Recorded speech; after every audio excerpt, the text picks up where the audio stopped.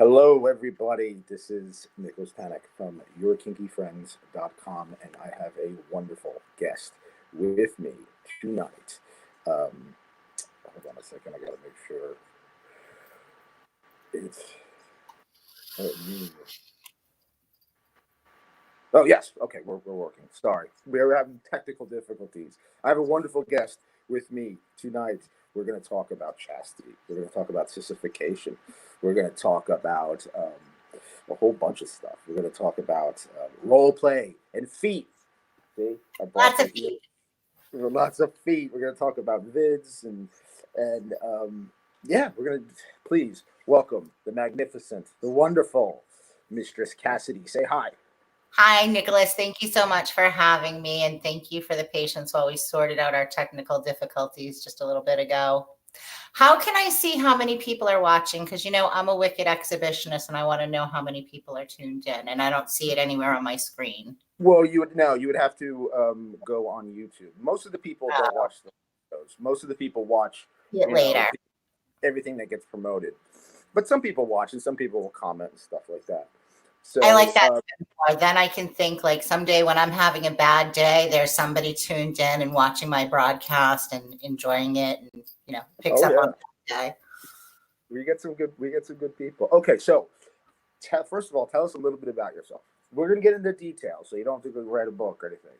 Right, we're just gonna give you the quick overview right now. So I'm Cassidy Cream, or Mistress Cassidy, and I have been a professional dominatrix for over 20 years now. I'm also a lifestyle dominatrix. I am very active in the community. I'm more active in the community back in New England, where I've lived most of my adult life.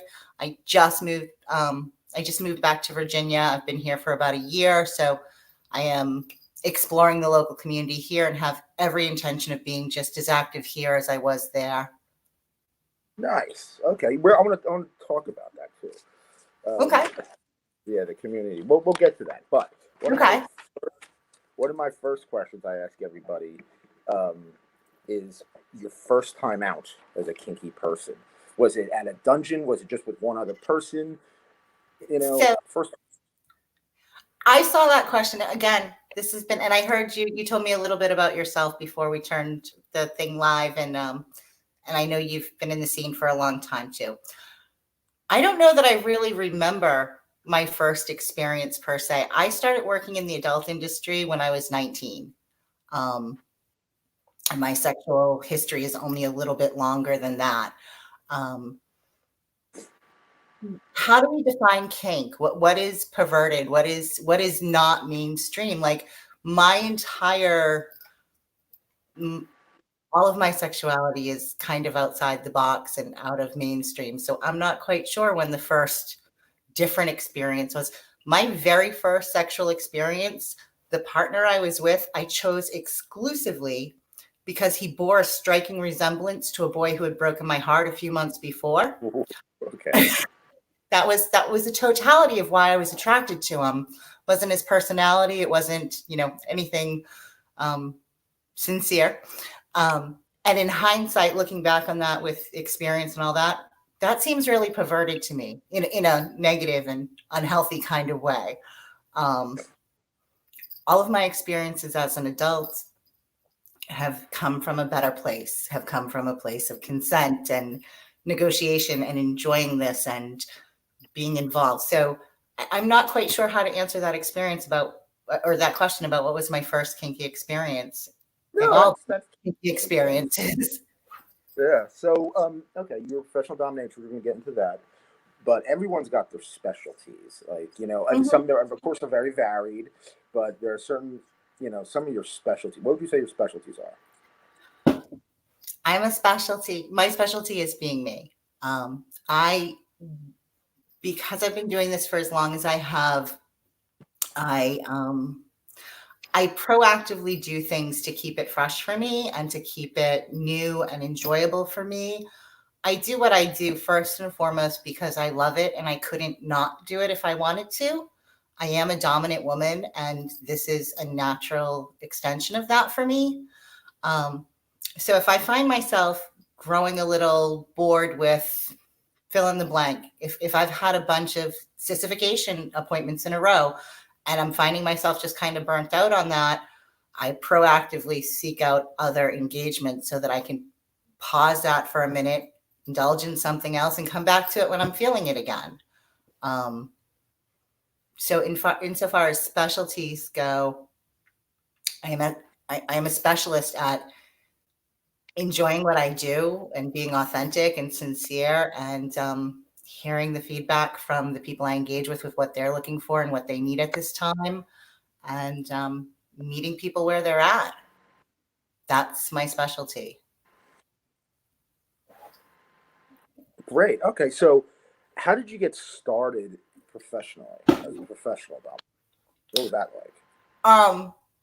I started in the adult industry as a phone operator when I was 19, like I mentioned, and that didn't last very long because I found that to be,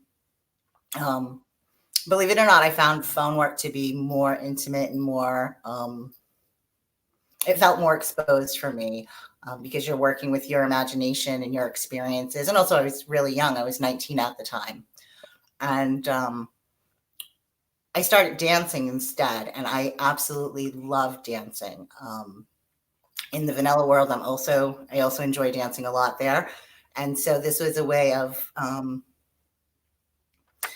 earning a living at something that I truly enjoyed, and earning a good living doing something I truly enjoyed. And I did that for several years. And I also, in the vanilla world, I also owned a retail store, brick and mortar store, and I pursued some other things. I finished my degree, that sort of thing.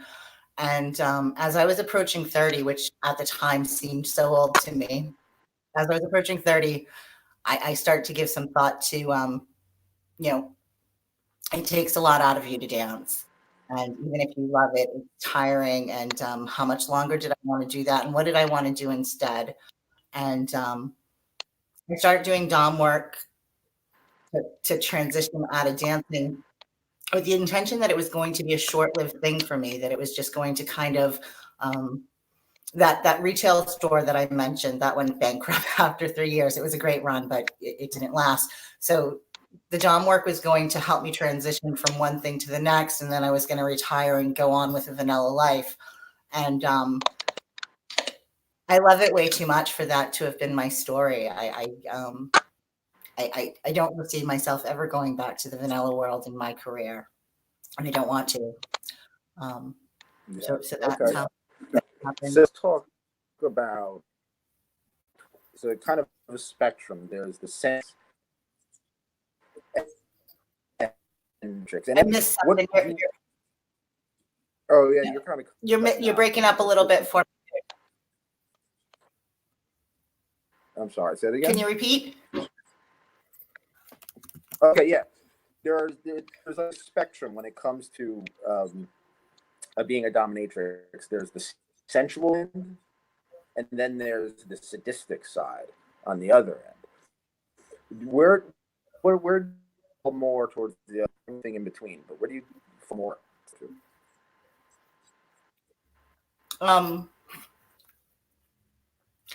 I'm very into it's cutting out again on me. Can you hear me okay? Yes, I could hear you. Okay. There's like a delay or something happening on my end. I'm very sensually sadistic, I guess. I am naturally inclined to be a tease and to be sensual. I like to know that I'm making people uncomfortable. I enjoy that narrative very much. So my sadism tends to take that kind of tone. And if my submissive needs pain to get where they're going, I don't shy away from that. I enjoy that as well. But probably on that spectrum you're talking, I'm probably ever more slightly sensual than sadistic, but I move through that spectrum a lot. Yeah, we got to fix sound one, and we'll continue with a part 2 in Okay. about 5 minutes. Okay. Okay, you can't hear me again? All right. So,